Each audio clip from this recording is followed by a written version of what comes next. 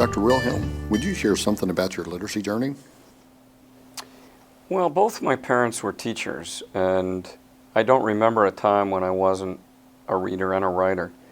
My earliest memories are my dad coming home from school, and he would sit in this big brown chair and read the newspaper, and my brother and I would sit on either arm of the chair, and he would read articles to us and headlines and cartoons and explain them, and then we'd get tired of that and we'd migrate to my mother's chair. She had this green swivel chair, and we'd sit in her lap and she'd read us storybooks, and that's what we did every night. And it's a very pleasant memory of the socialness of literacy and the family valuing of literacy. And when I became a teacher, the thing that worried me the most were the kids who didn't like to read and write. Not only that they couldn't, but that they didn't want to. And so it really set me off on my life journey of trying to help struggling and reluctant learners, to try to give them a purpose, try to help them see a social reason to read and write, not only in terms of reading and writing as a way of relating to characters and authors, but relating to other readers and relating to the world in a way where you could put your oar in these big issues that affected you deeply.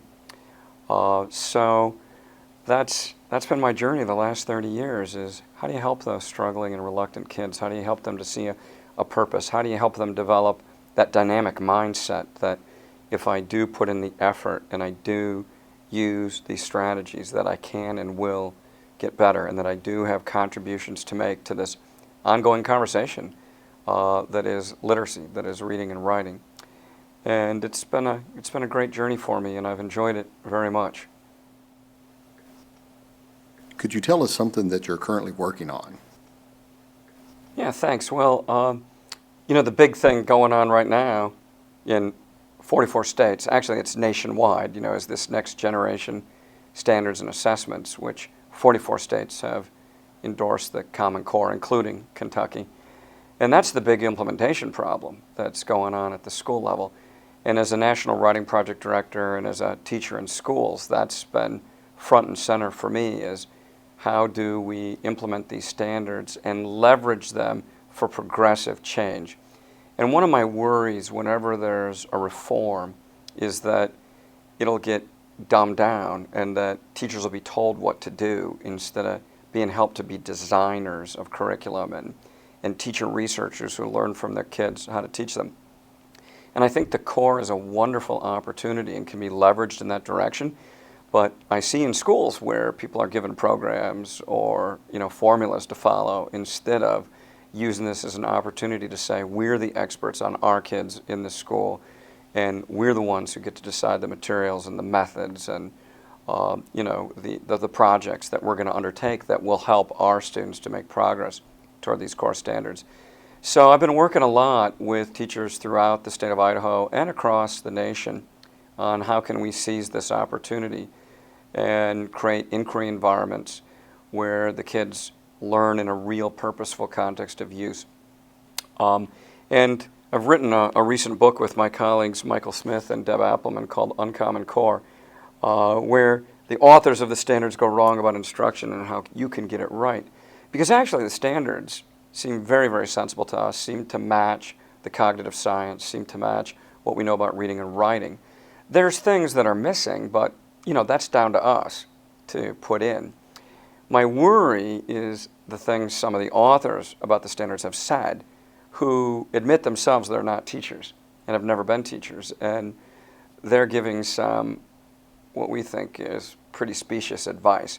So we take up that advice and say why we think it's wrong, why the research doesn't support it, and what you should do to meet the Common Core. So that's a big project that we're all working on, of course, together, is how can we implement this core in the most progressive way to meet the needs of our students and to foster the professionalism of teachers. Another thing that I've worked on very recently is I just concluded a 3-year study on kids who love to read text that make their parents and teachers and cultural commentators very nervous. So things like the Hunger Games and the vampire novels like Twilight and Harry Potter and these kids who love horror or fantasy or vampire or dystopia. And throughout my career, I've had a free reading program, and I've always kind of worried about what some of the kids, in fact, I'd say most of the kids have chosen to read. I'm old enough that it used to be Babysitter's Club and Christopher Pike and that kind of thing. And I really wanted them to read something, healthier, more wholesome. And of course, parents' nights, that's what the parents would ask about. Why is he reading Christopher Pike? And I'd say, it's a free reading program. He gets to choose what he wants to read. And I believe in choice, but I really doubted my students' wisdom in a lot of the choices that they made. And so I finally decided a few years ago, I'm going to ask the kids, I'm going to study this. Why do they choose to read these things? If you're in a school today, everybody's reading dystopia. It's Hunger Games, it's Maze Runner, it's, Divergent, it's all these things. And what are they getting out of that? Why are they so attracted to this? What are the satisfactions and benefits that they might be getting out of it? And so I recently published this book, Reading Unbound, that's about really the power of pleasure reading and the power of particular kinds of texts like dystopia, like romance, to help the kids on their life journeys. And what we found is that in every single case of every passionate reader of a marginalized text, that they were getting 5 different kinds of pleasure.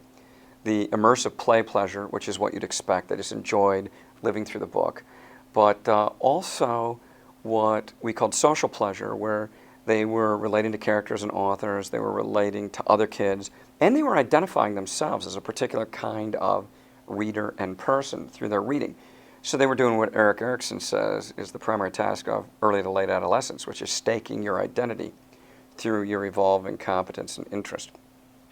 And then they had these other pleasures, intellectual pleasure in figuring things out, work pleasure, where you develop the capacity to apply what you've learned in a functional way. And most surprising to us, every kid was doing what we came to call inner work, which is they were rehearsing the kind of person that they wanted to be. One example of that is there was a group of Harry Potter readers, and the girls all wore WWHD bracelets. What would Hermione do? Because they said she's the best friend ever. She's willing to stand up to people, including her friends, when she thinks they're wrong. And when we're in trouble or having trouble with our friends, we look at our bracelet and say, what would Hermione do? So that was great kinds of inner work. So what we found in the study was that pleasure is so powerful and that we don't really leverage it in the way that we could in school to engage kids and to get them reading more and to get all these other benefits that come from it. And so it's really changed how I regard not only the choices kids make, but the whole power of pleasure and how we need to foreground it more in school. So that's been my latest research project, Reading Unbound. What is that burning topic that keeps you awake at night that's not being addressed in the world of literacy? Well, there's 2 things that occur to me immediately that are keeping me awake at night. And one I've already mentioned, which is this implementation of these new next generation standards, as represented by the Common Core in most states, and next generation assessments. And I really think it's a historical opportunity to professionalize teaching and to move from an information transmission model of teaching to an apprenticeship, inquiry-oriented model that would fit what we know about human motivation and learning. So I worry that it'll be so easy to retreat and do what's easiest and say we're doing it when we're not, and use formulas instead of really professionalizing teachers and helping them to plan instruction based on what they're learning about their students. So that worries me a lot because I see this as the greatest opportunity ever to professionalize teaching and to make it better for our students. And even if the standards were crummy, I would say this, let's leverage them. Let's leverage them for the most positive change. But they're actually pretty good. So my worry is that we'll miss the opportunity. And I've already told my wife, if the Common Core goes away and we revert back to this information transmission teaching, which has dominated American education for over 100 years, I'm going to retire. I'll go fish or something. But as long as this thing's in play, I'm full on. The other thing I worry about is assessment. Because, of course, we have this very new set of standards which are much more robust and much more complex and difficult to meet. And I don't think that our assessments have caught up to that, to what teachers are being asked to do. And I predict that there will be some tweaking of the standards, but I predict there'll be blood in the streets about all the assessments. And maybe that's a good thing, that, we're going to have to work out, how do we actually make ourselves accountable for the goals we've set in a way that's reasonable. One of the things that I hope will happen is that teachers will be given more responsibility and more trust for doing assessments through actual classroom projects that will demonstrate proof positive that the kids have learned the things that are in the core. But I think before we reach that point, there's going to be, as I say, a lot of blood in the streets. So that's something I worry about, and I tell the teachers I work with, it's up to us to have such good classroom formative assessment and summative assessments that no kid is going to be defined by a standardized measure, that they're going to say, I met these standards, I'm a reader, I'm a writer, because I read these books and I wrote these things and I used these strategies. And I hope that through doing that kind of work, we'll get to the point where we don't need these standardized assessments at all, because kids will be proving that they're making progress toward these standards in their actual work.